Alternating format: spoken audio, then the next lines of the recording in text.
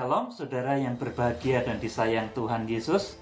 Saat ini saya akan menyampaikan satu rahasia besar, cara meledakkan potensi kekuatan ilahi yang ada di dalam kehidupan kita. Karena tubuh saudara adalah bait suci Allah, tubuh kita adalah bait suci Allah, saudara, maka kepada saudara rahasia ini saya beritahukan. Saudara, ada sesuatu kekuatan besar, kekuatan Tuhan, kekuatan ilahi yang diberikan kepada Tuhan kepada kita, supaya kita ketika mengalami desakan-desakan, himpitan-himpitan, kesulitan-kesulitan hidup yang membuat hati kita ini meratap, menangis, bersedih, dan lain sebagainya, itu bisa kita ubah menjadi satu ledakan kekuatan yang begitu dahsyat, luar biasa. Ledakan kekuatan yang akan menyelamatkan, memberkati saudara, tetapi sekaligus akan menghukum kepada orang-orang yang menekan, yang menghimpit, bahkan yang melakukan satu kekerasan terhadap saudara. Saudara, saya akan membaca di dalam kitab Wahyu pasal 8 ayat 1 sampai dengan ayat yang ke-5. Saudaraku, kitab Wahyu pasal 8 ini di dalam pola tabernakel terkena kepada mezbah dupa. Sekali lagi, Wahyu pasal 8 ini di dalam pola tabernakel terkena mezbah dupa. Saya bacakan. Dan ketika anak domba itu membuka meterai yang ketujuh, maka sunyi senyaplah di surga, kira-kira setengah jam lamanya. Lalu aku melihat ketujuh malaikat yang berdiri di hadapan Allah, dan kepada mereka diberikan 7 sangkakala. Maka datanglah seorang malaikat lain, dan ia pergi berdiri dekat mezbah dengan sebuah pedupaan emas, dan kepadanya diberikan banyak kemenyan untuk dipersembahkannya bersama-sama dengan doa semua orang kudus di atas mezbah emas di hadapan tahta itu. Maka naiklah asap kemenyan bersama-sama dengan doa orang-orang kudus itu dari tangan malaikat itu ke hadapan Allah. Lalu malaikat itu mengambil pedupaan itu, mengisinya dengan api dari mezbah dan melemparkannya ke bumi. Maka meledaklah bunyi guruh disertai halilintar dan gempa bumi. Amin, saudaraku. Di Wahyu pasal 8 ini kejadiannya adalah 9 bulan sebelum gereja diungsikan. Jadi ini masa kandungan gereja Tuhan. Masa kandungan gereja Tuhan ini ditandai dengan Wahyu pasal 8 ayat 1. Terjadinya persekutuan intim antara mempelai pria surga Tuhan Yesus Kristus, saudaraku, melalui kuasa Roh Kudus yang permanen menaungi gerejanya.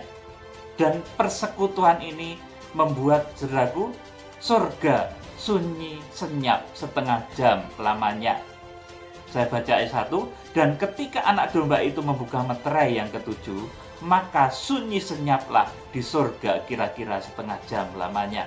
Saudara, jadi ini permulaan dari masa kandungan gereja yang lamanya adalah 9 bulan.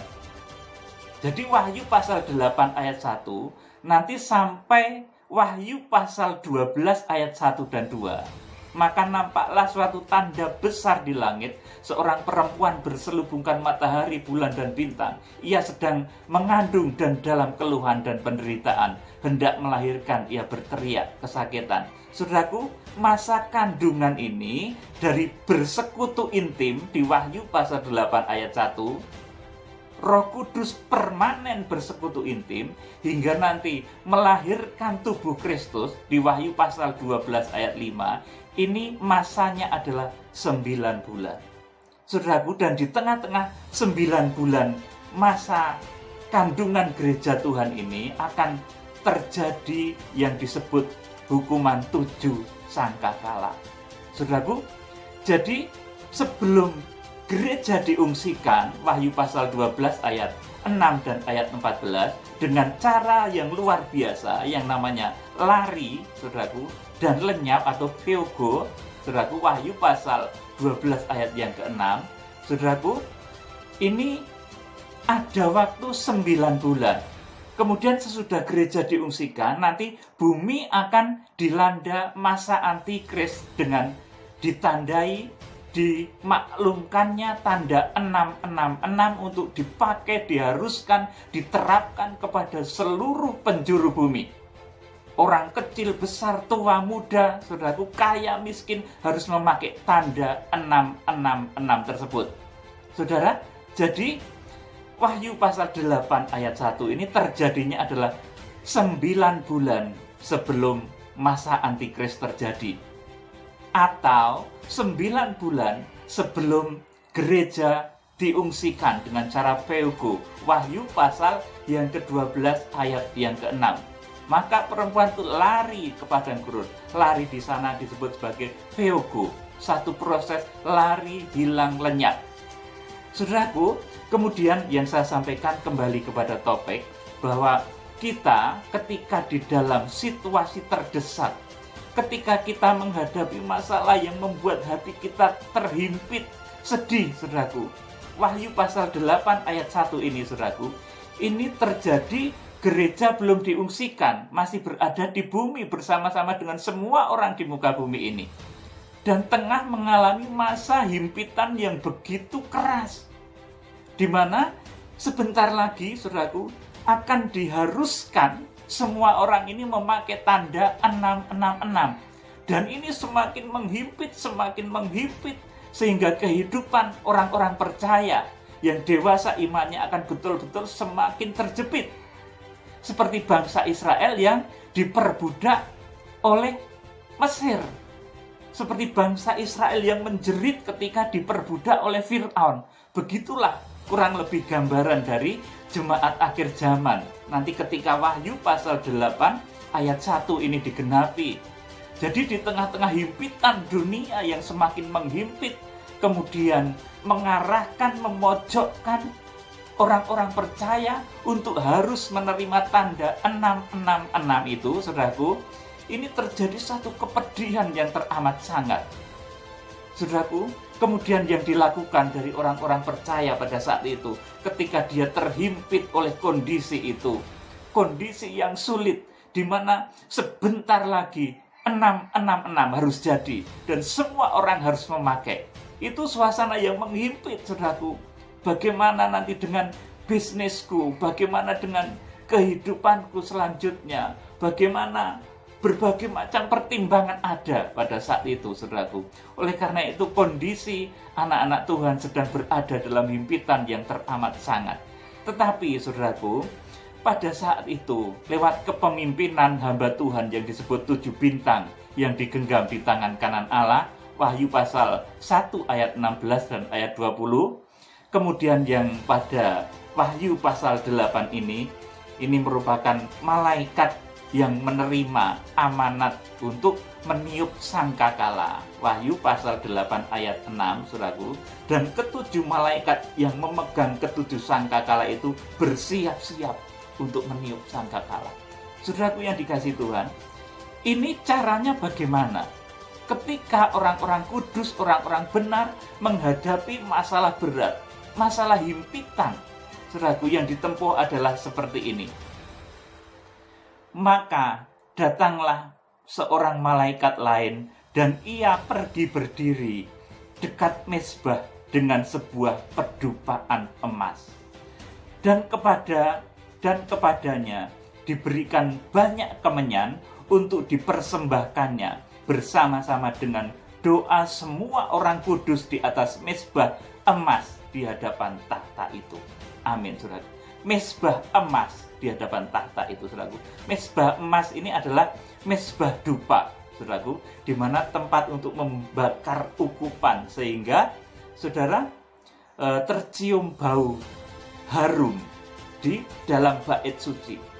Saudara bisa pahami ketika di bait suci ini dibakar, saudaraku, kemenyan, saudaraku, kemudian ada asap kemenyan, saudaraku. Tentunya ini suatu, meskipun baunya harum, saudaraku, tapi ini merupakan suasana yang sesat. Saudara, di satu ruangan bait suci Allah yang ukurannya tidak begitu besar bait suci Allah itu, saudaraku. Tabernakel itu tidak begitu besar, tetapi di dalamnya ada pelita emas, ada meja roti sajian, kemudian ada mezbah dupa. Dan ketika mezbah dupa itu, saudaraku, itu mezbahnya, saudaraku, dibakar kemenyan di sana, saudaraku, maka asap kemenyan ini akan memenuhi bait suci. Dan baunya harum. Meskipun baunya harum, tetapi ini pasti berada dalam kondisi yang sesak. Saudaraku, ini artinya apa, saudaraku? Ketika di dalam dada kita terasa sesak, saudaraku, mezbah dupa ini di dalam tubuh kita terkena pada paru-paru, organ di sekitar dada kita ini, saudaraku. Ini mezbah dupa. Ketika menghimpit saudara, ketika ada masalah berat menghimpit saudara, kemudian saudara menaikkan doa di hadirat Tuhan. Saudara, kan kalau kita menghadapi masalah, saudaraku, menghadapi satu problem, himpitan, tantangan, saudaraku, menghadapi satu masalah yang berat, itu di dada rasanya betul-betul panas rasanya, saudaraku. Itu karena sebetulnya di sana sedang ada proses, di dalam bait suci itu sedang terjadi proses. Kalau kemudian saudara meledakkan dengan cara emosi, maka tidak ada kekuatan yang bekerja. Tetapi ketika saudara mencurahkan rasa beban-beban beratmu, beban himpitan yang menekan batinmu sehingga membuat dadamu itu sesak, saudaraku, seperti ukupan yang naik, saudaraku, asap ukupan yang naik, saudaraku, di dalam bait suci Allah, memenuhi bait suci Allah, saudaraku. Ketika saudara bisa melakukan hal seperti itu, saudaraku, memang terasa sesak di dalam dada ini, saudaraku. Tetapi saudara tidak meluapkannya dengan cara emosi. Sebab kalau saudara meluapkan dengan cara emosi, ketika saudara terhimpit, kemudian saudara marah dan emosi, saudara tidak akan dapat melakukan apa-apa. Tetapi ketika saudara marah, bukan marah ya saudaraku, ketika saudara dihimpit, kemudian batin saudara terjepit, menjerit, bukan marah, maaf saya koreksi tadi.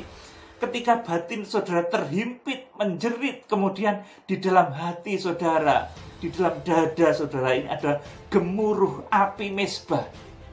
Saudaraku, di dada ini terasa panas karena di sana ada, saudaraku, api mezbah dupa, saudaraku, yang sedang menyala. Ada asapnya, saudaraku. Terasa panas, saudaraku. Tetapi kalau saudara itu naikkan kepada Tuhan, tidak saudara lampiaskan di dalam emosi, maka kemudian akan terjadi sesuatu yang luar biasa. Kita akan lihat, saudaraku. Jadi, kalau saudara menghadapi himpitan, tekanan yang membuat hatimu, batinmu, dadamu ini serasa panas dan sesak, saudaraku, pada saat itu, saudaraku, naikkanlah itu dalam wujud sembah kepada Tuhan. Kemudian naik menjadi tetes-tetes air mata. Maka akan berubahlah, saudaraku, kesedihan saudara. Ratap tangis saudara ini akan dijawab oleh Tuhan dengan kekuatannya yang begitu dahsyat, luar biasa, saudaraku.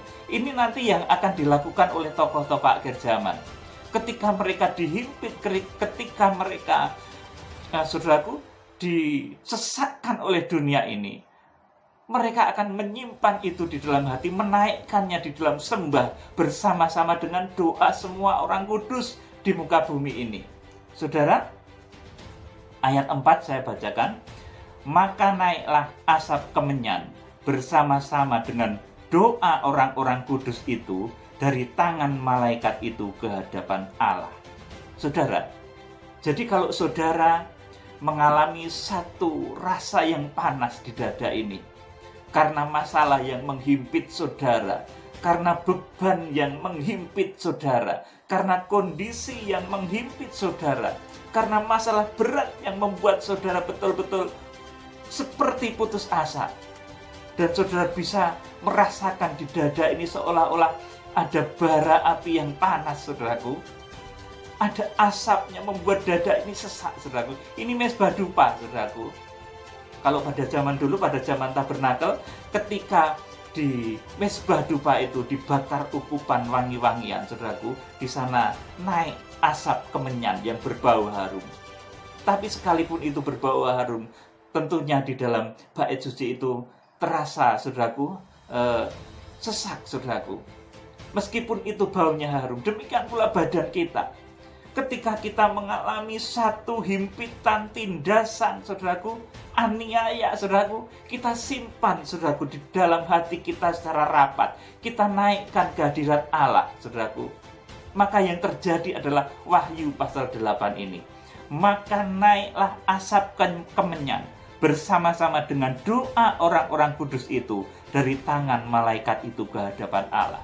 Jadi lewat doa dan sembah ini, malaikat yang di dalam Ibrani pasal 1 ayat 7 itu dicipta untuk melayani kita.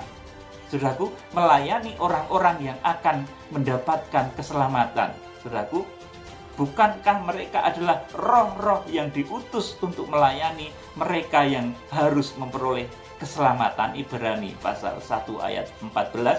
Kalau saudara membaca di sana, saudaraku, malaikat itu ikut bekerja ketika kita dihimpit oleh dunia ini. Ketika saudara menahan beban rasa panas di dada ini. Dan rasa panas itu saudara naikkan kehadirat Tuhan, bukan saudara lampiaskan dengan kemarahan, banting piring, banting macam-macam, saudaraku. Kalau saudara melakukan hal seperti itu, tidak akan terjadi kekuatan dahsyat. Tetapi kalau saudara naikkan rasa panasmu ini, saudaraku, seperti mesbah dupa yang sedang menyala, saudaraku, itu nanti akan naik ke hadirat Tuhan, saudaraku, dan nanti luar biasa. Maka naiklah asap kemenyan bersama-sama dengan doa orang-orang kudus itu dari tangan malaikat itu ke hadapan Allah. Ayat 5, perhatikan baik-baik.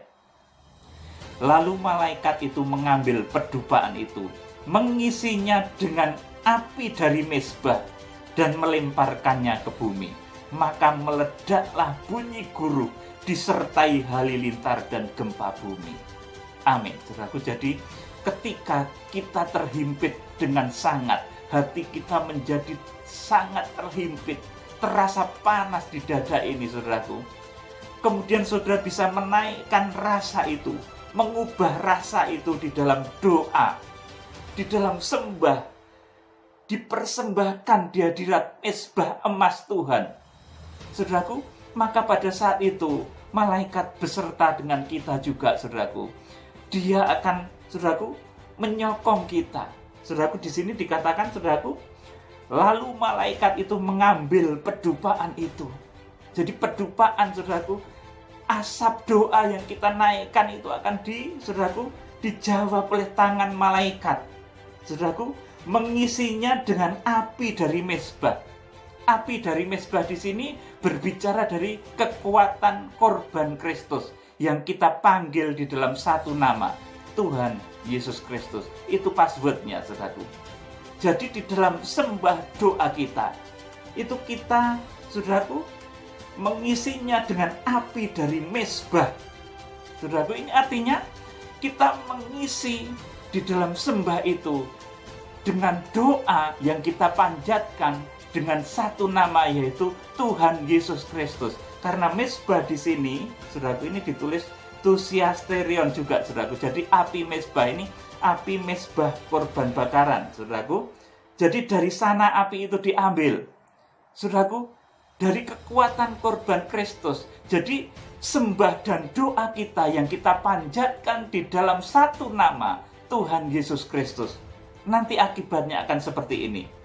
Dan melemparkannya ke bumi, maka meledaklah bunyi guruh disertai halilintar dan gempa bumi. Amin, saudaraku. Jadi kalau ada orang-orang percaya yang sedang terhimpit, yang sedang mengalami himpitan begitu keras oleh karena suasana dunia ini, kemudian bersama-sama menyembah di dalam roh dan kebenaran, kemudian mengambil api dari mesbah, saudaraku, ini kekuatan korban Kristus yang kita panggil di dalam satu nama, yaitu Tuhan Yesus Kristus, maka akan mampu, saudaraku, menciptakan kekuatan dahsyat yang akan menjawab kehidupanmu, yang akan mengubahkan segala kehidupanmu.